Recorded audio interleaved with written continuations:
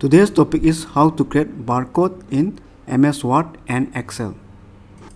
First, you need to download barcode font. So go to Google and you can download various barcode font from the link.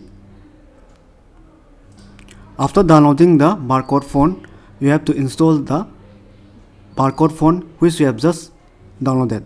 I have already downloaded the barcode font, so I will install this barcode font. So right click on the barcode font and click on install. After installing the barcode font, you have to type here asterisk, then the barcode data which you want to display in the barcode, then asterisk. Since asterisk tells the barcode scanner that this is the starting of the barcode and ends with asterisk, it tells the barcode scanner that it is the end of the barcode. So simply you have to start with asterisk then ends with asterisk. It is mandatory. These are the barcode data.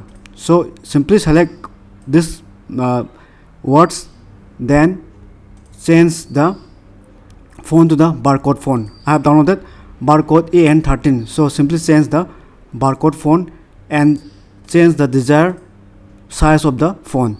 In this way we can create barcode. In the same way we can create this in Excel also, like this.